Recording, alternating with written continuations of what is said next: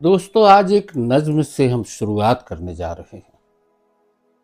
एक सवाल है ये। रैन बसेरा लेने वाली शोर मचाती नन्ही चिड़ियों, ये तो बताओ अपने आंगन में लौट आना, घर में रैन बिताना आखिर कैसे होता है।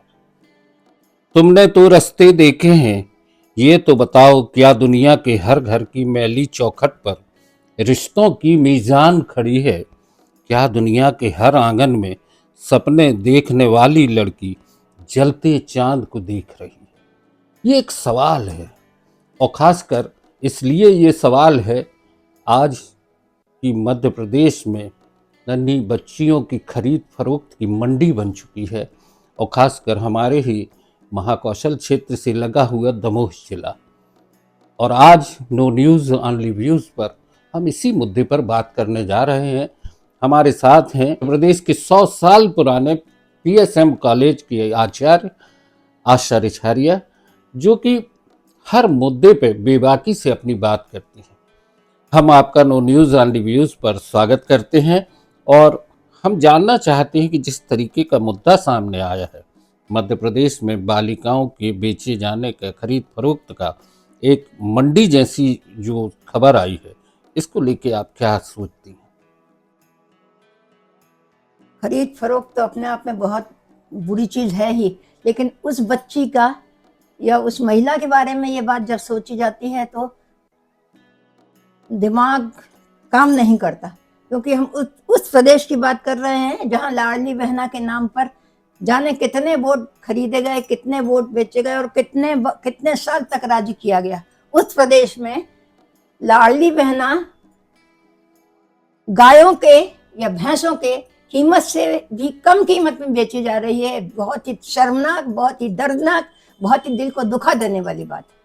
लेकिन मुद्दा ये भी आता है कि ये बच्चियां झारखंड, बिहार, यूपी से लाई जा रही हैं और यहाँ बेची जा रही हैं।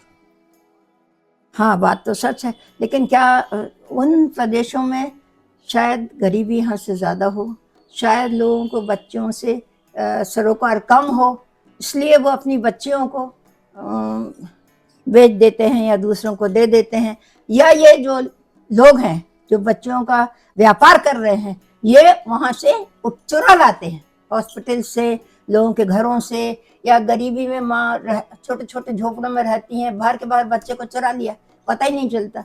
हमारे देश में भी कई बार हमने ऐसी खबरें पढ़ी हैं कि बच्चा चोरी हो गया। ये ज़्यादातर बच्चियाँ चुराते हैं और उनको बेचते हैं, लेकिन छोटी बच्चियों को बेचना तो अलग बात है। हमने अभी अभी जो न्यूज़ पढ़ी उसमें तो शादी लायक बच्चियों से लेकर 60 साल की उम्र तक की महिलाओं को बेचा जा रहा है।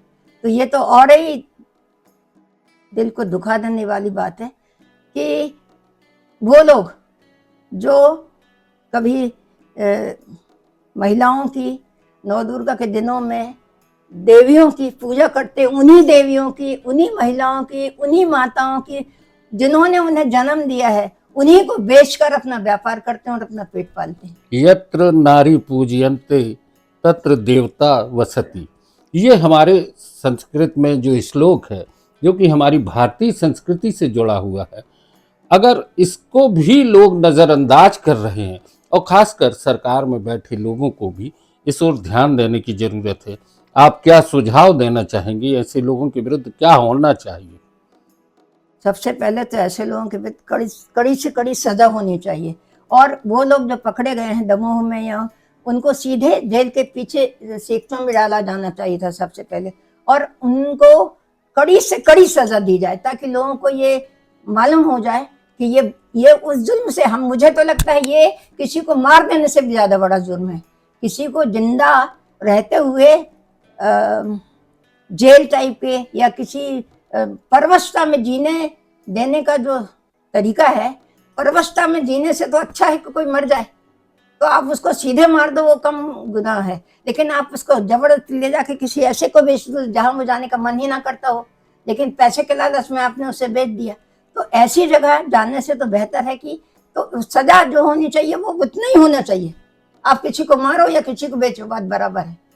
दोस्तों, एक बच्ची, मासूम बच्ची, जिसको कि उसके गांव से, उसकी माँ के पास से उठा के ले आया गया हो या खरीद लिया गया हो और उसको किसी दूसरे घर में बेचा जा रहा हो, उस बच्ची के बचपन के बारे में आपको कल्पना करने की अगर कोशिश करेंगे तो आपके रोंगटे खड़े हो जाएंगे। आप इस बात पर भी विचार करें कि 65 साल की एक महिला को भी बेचा जा रहा है। आखिर वजह क्या है? समाज किस दिशा में जा रहा है? समाज के लिए आप कोई संदेश देना चाहेंगे?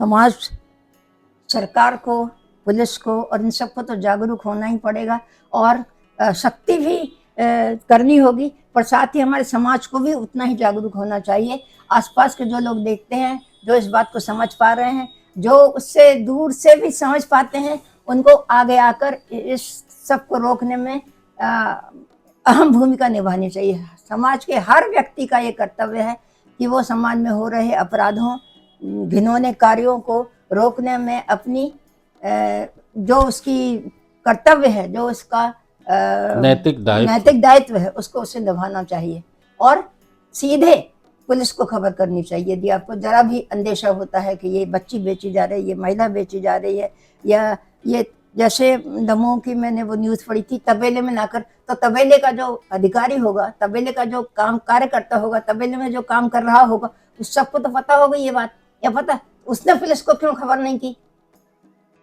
भास्कर का आदमी जब वहां गया और उसने देखा, तो बाकी लोगों ने क्या किया?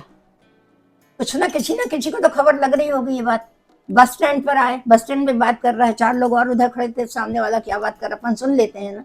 तो लोग अपने कान, आंख, नाक सब खुली रखें और देखें, कहीं अपराध होता दिखे तो कन्नी काट कर ना निकल जाए, बल्कि उस अपराध को रोकने में अपना दायित्व पूरा करें, अपना कर्तव्य पूरा करें।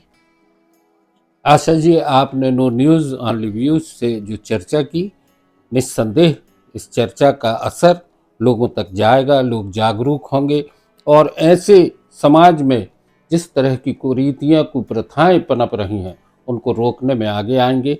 बहुत बहुत धन्यवाद।